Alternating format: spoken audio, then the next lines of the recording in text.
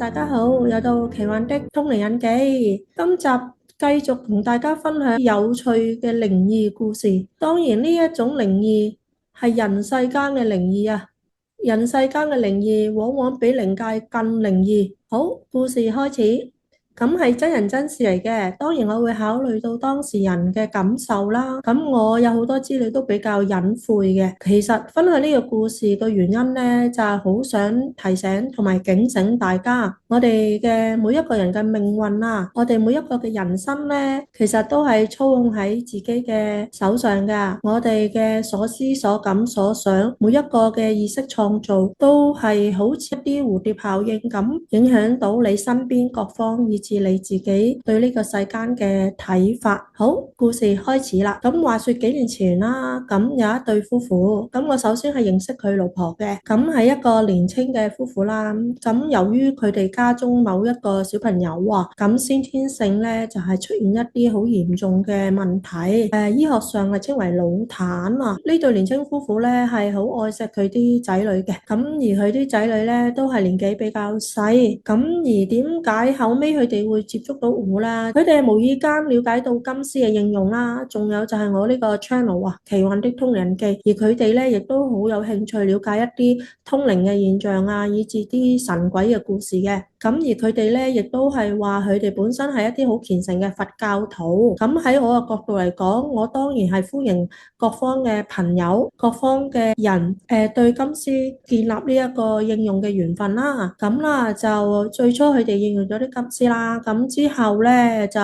隔咗某一啲時間後咧，咁我先至認識呢位男士嘅。咁呢個男士咧就有一次好好奇咁嚟到我嘅工作室，因為佢咧就聽過我一紮嘅故事，了解到我有某一種嘅通靈嘅體驗。咁佢其實咧佢身邊發生咗一啲事，咁其實在之前咧我對於佢嘅家庭狀況咧就真係唔太了解嘅啫，只係略略知道佢嘅妻子啦，話佢屋企有一個腦癱嘅小朋友。呢個男士今次嚟揾我咧，咁佢咧就係發生咗一啲靈異嘅事件，所以佢就希望我咧就嚟睇一睇我呢方面嘅睇法。話說咧，咁佢屋企有一個小朋友啦，一出世就好大問題嘅，成日要出入醫院嘅。咁父母啊，心力交瘁啊，咁喺財力物力啊，醫療上咧都有好多好多方面嘅支出，同埋好透支佢哋嗰個身心情感啦。咁好彩就係咧，佢哋對小朋友都係一視同仁嘅。咁呢一個男士啦，就佢嚟揾我嘅原因就係話佢個小朋友又再入醫院啊，入咗去 ICU 添。而呢個男士咧，亦都講佢身邊亦都有好多所謂嘅通靈嘅朋友啦。咁而佢個通靈朋友咧，就見到佢喺自己嗰個 Facebook 咧，就分享咗一張相啦，就係佢抱住佢個病嘅小朋友嘅相。咁而呢個通靈嘅朋友就話見到呢張相隔離咧有一個好暗嘅靈體啊，有一啲唔好嘅靈咧靠近。咁佢咧就好擔心有一啲事件發生，所以佢咧就嚟問我睇唔睇到呢一張相，佢個女身邊有冇一啲靈體包圍。咁我咧就老實講話冇啊，見唔到啊。咁當然啦，咁某一啲人唔會為咗我一句半句而覺得我講嘅答案係佢自己好想聽噶嘛。咁於是呢個男士咧就略略講佢發生呢個事件嘅前文後理啦。哇！我唔聽由自我，一聽個心喺度諗，哇！乜原來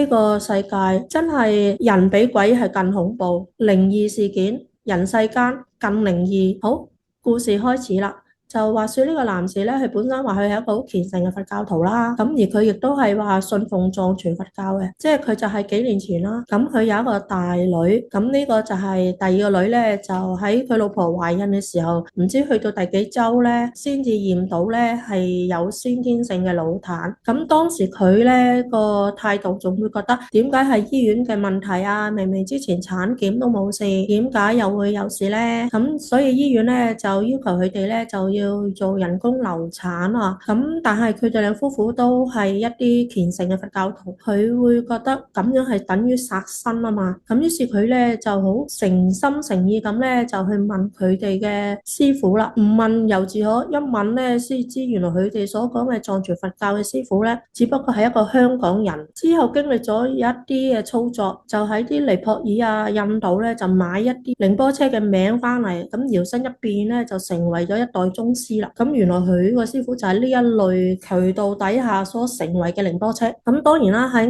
外來人眼中，佢唔問原因噶嘛，咁淨係覺得呢個師傅有料，因為佢好多嘅朋友啊都推介，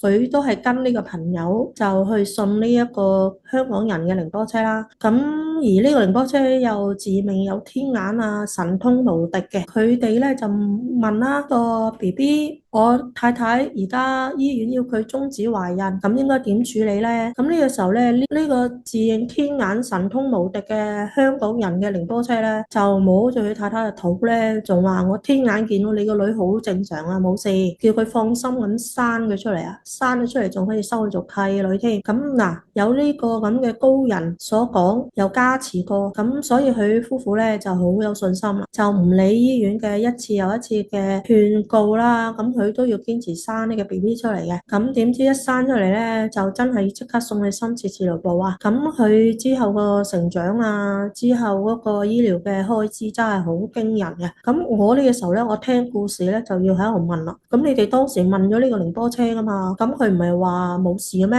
咁但係而家生咗出嚟貨不對版，佢個神通唔靈驗喎，你哋唔會質疑嘅咩？咁佢咧就話唔係啊，寧波車師話原來係啲天機唔可以洩漏啊！你個女前世咧就係做咗好多唔好嘅嘢，所以呢一世要有咁嘅果報啊！而你兩公婆前世咧又係佢嘅同黨啊，使咗佢好多呢啲咁嘅錢，所以呢一世咧你個女咧就嚟攞債嘅，而你哋呢一世咧就要用好多錢啊，金錢財帛，以至你嘅精神情緒要去照顧佢。咁我聽完之後咧，我個心當然係覺得好有問題啦。但係旁觀者清啊，當局者迷。咁我又撇開一啲話題啦，再講翻點解之前呢個男士喺度投訴啊，醫院產檢 OK，咁點解突然之間個 BB 喺某一個月嘅產檢出事啦？咁我咧就有一種金田一嘅特質，中意查案，中意追溯源頭，而唔係好迷信咁。去好容易咁去認為乜嘢都係命運啊，乜嘢都係前世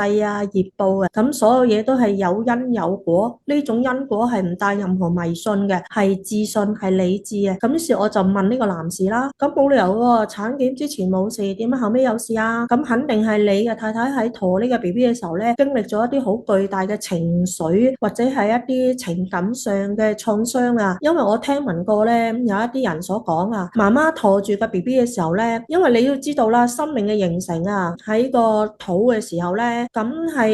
你嘅 X 同埋 Y 嘅基因咧，嗰個喺度製造緊呢個 BB 噶嘛，全部都係一套能量頻率嘅演化。咁而有啲受傷嘅情感啊、情緒或者一啲突然其來好衝擊嘅聲音，都會對未出世嘅胎兒咧，佢喺母體個 DNA 系統製造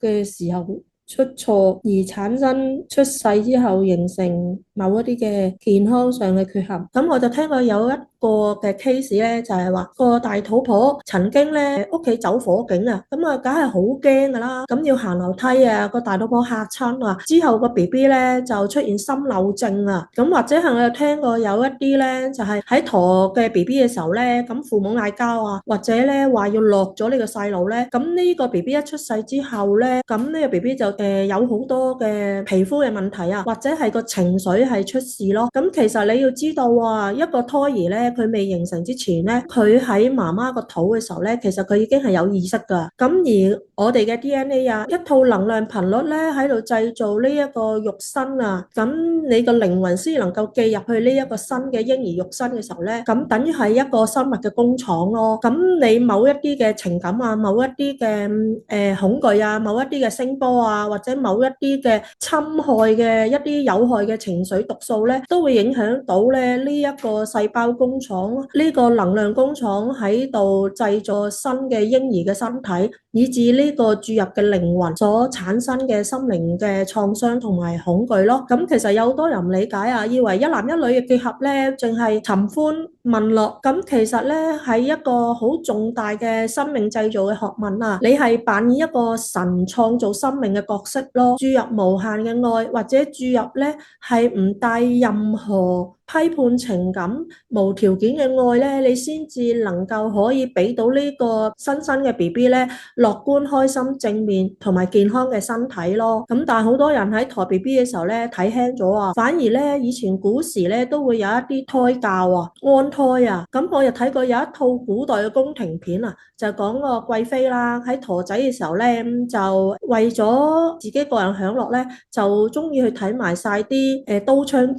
戟嘅戲曲啊。咁點知俾皇后娘娘知道之後咧，就係責罰於佢啊。佢話你聽埋呢啲咁嘅美美之音啊，係會影響到呢個 BB 嘅，將來就變咗係好戰好鬥啊。咁我又睇完呢個劇情，覺得咦，真係好有科學根據啊。咁可想而知咧，喺我哋未進入呢一個物質世界之前啊，我哋仲係一個靈性嘅空間，做一個更高維嘅時空嘅時候咧，我哋係組合呢一個嘅身體，我哋係個靈魂注入呢個肉身之前啊，我哋等於好似一個製麵包嘅配方啊，你所有嘅材料啊，你所有注入嘅情感啊，你所有嘅方法咧，都係形成日後呢個生命咧係咪樂觀、係咪正面嘅一個主要嘅因素咯。咁嗱，我好似講得又越撇越遠啦，好，又嚟返正題。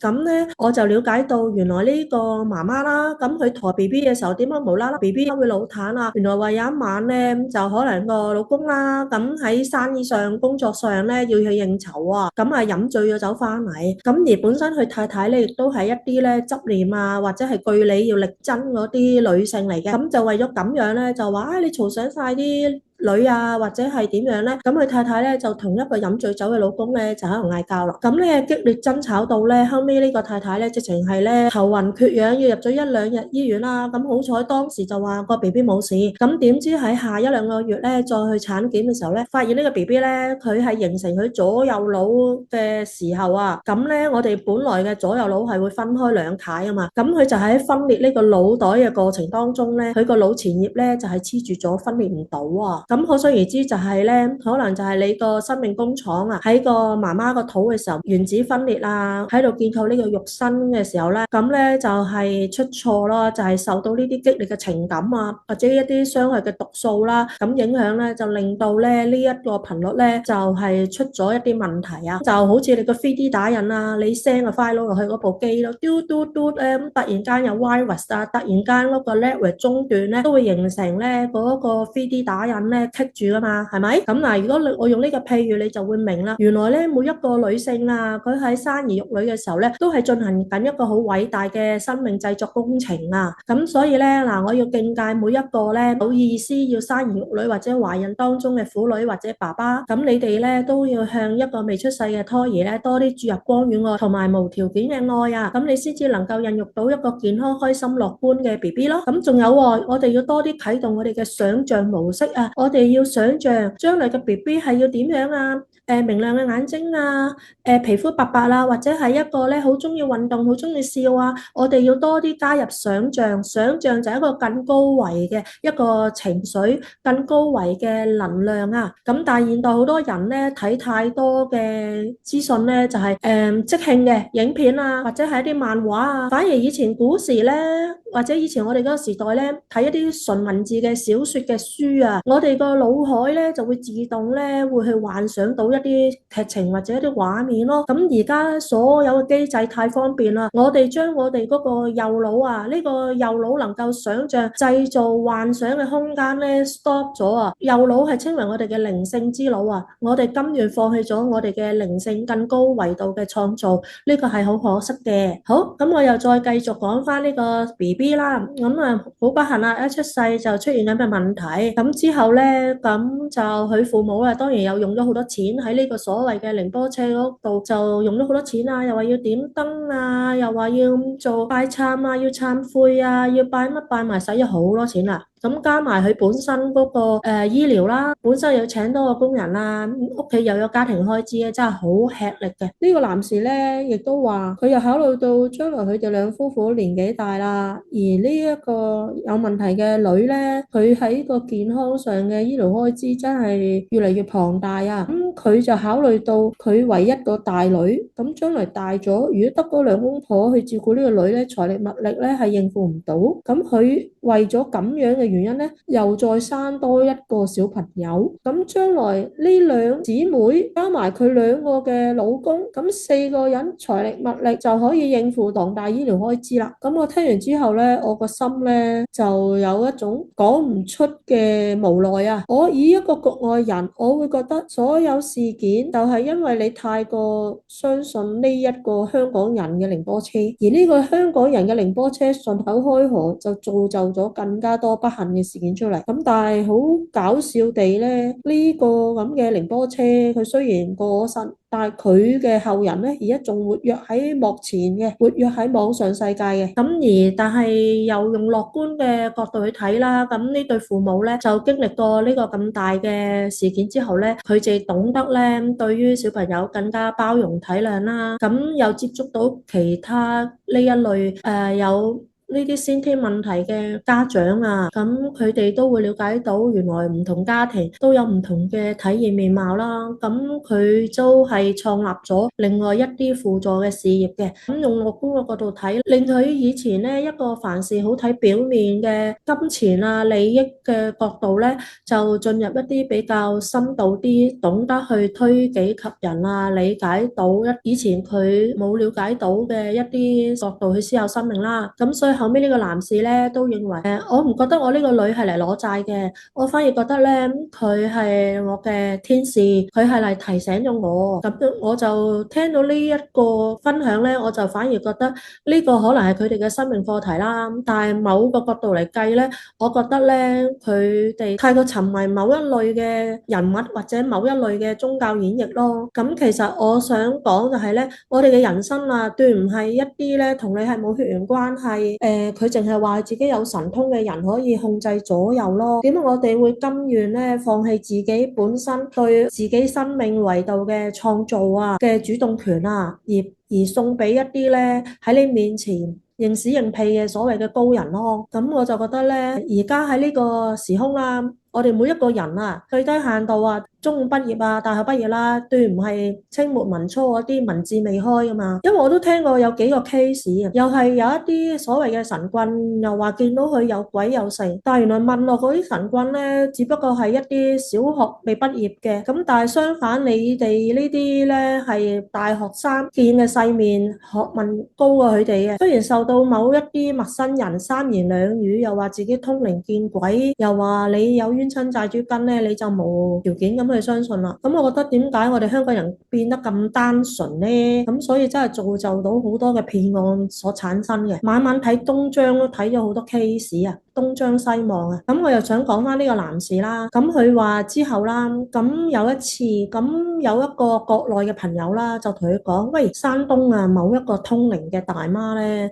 好勁㗎，係有一個雕神上身，咁咧就可以咧有啲法術咧可以幫到你嘅。咁於是佢咧千里迢迢咧就因公幹嘅原因咧，都順道去呢度去揾呢一個神人啊。咁而呢個神人咧就係一個，只不過係一個鄉下人咯，講嘅係山東話咧，就捲住啲山東大煙，裝神弄鬼啊，咁將啲聲線壓到好粗豪咧，就喺度演繹話有一隻雕神喺佢身啊。意思就講到咧，呢個男士個女咧就已經命不久矣，因為佢嘅健康就成日要進出一啲 ICU 啦。咁醫學上咧都會講到佢嘅壽命唔長啊，而父母都擔心噶嘛，而見到個小朋友又係好辛苦啦。呢個時候咧，呢一個嘅山東大媽咧就同佢講：你個女咧喺邊年邊月咧就會過身噶啦。咁而佢過身之後咧，我咧有一個師兄嘅嗰個靈魂咧就可以借你個女咧借屍還魂嘅。咁到時咧你就會有一個健康嘅女啦。咁你個老婆又唔會傷心啦，你又有一個健康行得走得嘅女。咁但係你要做一個法術嘅，咁個法術咧就係要預備啦兩副腦袋，一副腦袋咧就係羊嘅腦袋啊，一副咧就係豬嘅腦袋。咁佢咧就喺度諗，哇點啊？喺香港好難買到嘅喎而家。咁於是佢就為咗呢件事咧，就都係張羅咗嘅。咁就係話咧，你要用呢個腦袋，就要係用佢個女嘅衫包住啦。咁跟住就要喺佢屋企啊向前行100步啊，沿途唔能夠同人傾偈啊打招呼嘅。咁咧於是咧就係燒咗呢兩個腦袋去。咁之後咧兩個靈魂咧就可以交換啦。咁點知咧到真係喺嗰年嗰月嗰一日咧，咁佢個女咧佢就全神貫注咁睇住呢件事發生啦，就睇下係咪佢個女係會斷氣之後咧就會有呢一個靈魂就注入咗佢呢個女。即係借屍還魂啦，咁佢個女咧就會健康活潑、蹦蹦跳跳啦。咁咧，但係喺呢個時候咧，佢就好全神貫注咁望住個女。咁呢個時候突然間佢個女咧就發羊吊啊，咁咧之後咧又唔妥啦，咁啊入咗 ICU。咁佢之後咧就係因為咁樣咧，佢就喺 ICU 度照顧佢個女啦。咁就影咗張相擺咗喺佢自己嗰個 Facebook 度。咁佢有一個所謂嘅通靈嘅朋友啦，就話見到你個女個相嘅隔離咧有一啲靈體，咁所以呢個男士先至攞呢一個相嚟問我見唔見到咯。咁我一開始都話見唔到冇，咁所以呢個男士先至喺度講，佢話咦咁點算啊？而家我個女冇死到喎，咁我就驚嗰個要借屍還魂個靈魂唔放過個女，咁點算？咁佢問我有咩方法可以咧？